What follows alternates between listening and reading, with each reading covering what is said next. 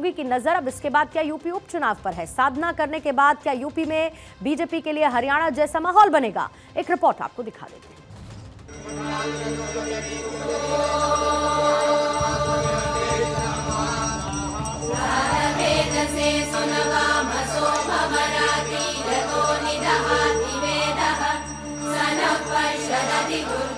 गोरखपुर में योगी की शक्ति साधना।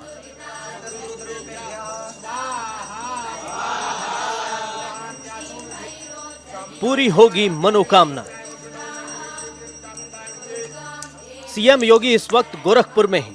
सीएम योगी आज महानिशा साधना में लीन रहे। इसके बाद विजयादशमी पर शोभा यात्रा निकालेंगे। योगी हमेशा की तरह इस नवरात्र पर भी गोरक्षनाथ पीठ मंदिर में पहुंचे हैं। यहां विजयादशमी तक सीएम योगी की साधना चलती रहेगी। सीएम ने कन्या पूजन किया और जनता के बीच में भी रहे। शारदीय नवरात्रि का यह 9वीं तिथि जगतजननी मां भगवती की सिद्धिदात्री रूप में सभी प्रकार की मनोकामनाओं को पूर्ण करने के रूप में मनाया जाता है।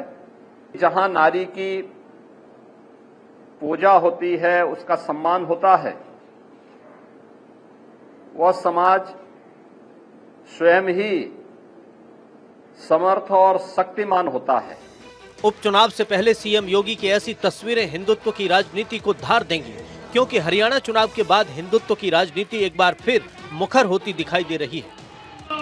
जिंदाबाद जिंदाबाद हिंदू हिंदू सम्राट योगी आदित्यनाथ। हरियाणा चुनाव में सीएम योगी का स्ट्राइक रेट काफी अच्छा रहा, लेकिन अभी यूपी में योगी के सामने चुनौती बाकी है, क्योंकि लोकसभा चुनाव में जो झटका लगा उससे उबरने के लिए उपचुनाव बड़ा मौका है।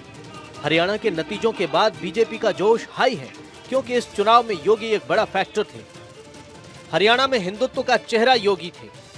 योगी ने 14 रैलियां की, 9 सीटों पर जीत मिली।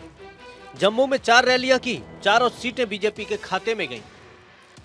हरियाणा में योगी की रैलियों में हुजूम बता रहा था कि योगी की लोकप्रियता लगातार बढ़ती जा रही है, लेकिन अब इस माहौल को यूपी के उपचुनाव में भुनाना है। जाति का जोर नहीं, हिंदुत्व का शोर दिखाई दे रहा है। हरियाणा में जाति की राजनीति कमजोर हुई है, हिंदुत्व की राजनीति को नई धार मिली है। यादवों और पिछड़ों ने भी बीजेपी को वोट किया है, इसलिए योगी अब साधना के जरिए हिंदुत्व के मुद्दे को धार देंगे। योगी राहुल अखिलेश की पीडीए के सामने एक नई चुनौती पेश करने वाले हैं, जिससे पार पाना अब इंडिया ब्लॉक के लिए आसान नहीं होगा, क्योंकि अगर योगी उपचुनाव में बाजी मारने में कामयाब हो गए तो अखिलेश के सामने योगी के रथ को 2027 में रोकना एक टेढ़ी खीर साबित हो सकती है। Bureau report, Bharat 24।